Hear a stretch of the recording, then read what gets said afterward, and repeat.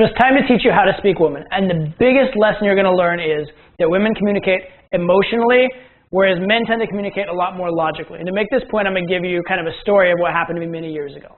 So I was on the subway in New York City, and we're late at night. It's me and a couple girls on the subway. And I wasn't even talking to them. I was just overhearing their conversation.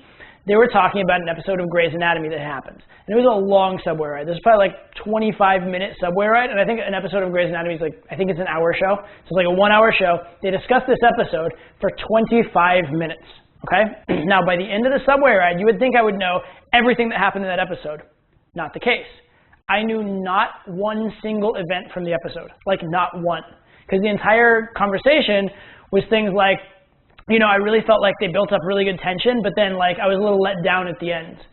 And the other person was like, yeah, I was surprised by, like, you know, the way that whatever character reacted. I really didn't think that was her personality, right?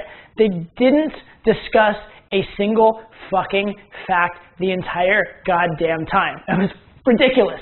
It was bloody ridiculous, okay? Like, I literally had no idea what happened, but I did know their views and their emotions about what happened, damn sure.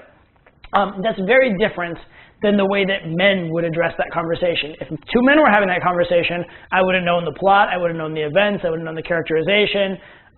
They might have disputed like fine points of what they saw or heard or whatever, but it would not have been, I think this, I feel this. My emotional experience of it was this, okay? All this to say that women communicate in terms of their emotional journey much more so than in terms of the facts. So if you want to communicate to women, your job is to take them on an emotional journey. This is why we talked about building plot line, drama, those kind of things. It's also why things like storytelling are massively, massively powerful. If you just tell a woman a laundry list of facts, that's not going to do it for her. A man may respond to that. For a woman, usually not the case. But if you tell a girl a good story that captures her emotions, that she can put herself into one of the characters and like imagine herself going through that experience, she's going to experience that, she's going to relate with that, and it's really going to capture her imagination, capture her attention, etc. And it's a great way to, when you're talking with a girl, you want her to have a particular experience with you. You want to have her the experience of experiencing positive emotions, having a particular type of drama, thinking about things like love, things like sex, whatever. And stories are a great avenue for this. Think of this. When you tell a story to a girl, in order to understand that story, she puts herself into the perspective of one of the characters and to a certain extent experiences the story. So let's say hypothetically that you told a story about a girl doing something a little like devious or naughty or a little bit sexual, right? In order for the girl to understand the story, she has to put herself into that role, and she's going to start feeling a little devious, naughty, sexual, etc.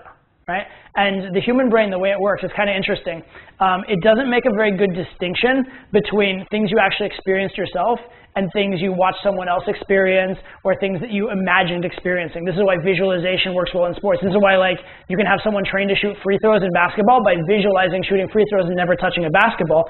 It's because the human brain is not very good at differentiating between an experience and an imagined experience. So putting a girl through, leading her emotions, telling her stories, playing out scenarios, that kind of stuff is very, very useful.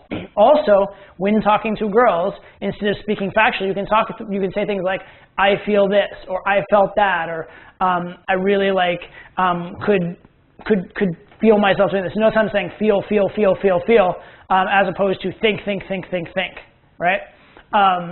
You can go a little further and be like, I cried when, that kind of stuff. You can talk about feelings that way. But the point is, listen to the words that women use. They use these feeling words, they use these emotive words much, much more often. They don't use these factual, logical, mathematical words nearly so much, especially like outside of a work context. Like a lot of girls, maybe if she's an engineer or whatever, yeah, of course at work she's going to speak like an engineer.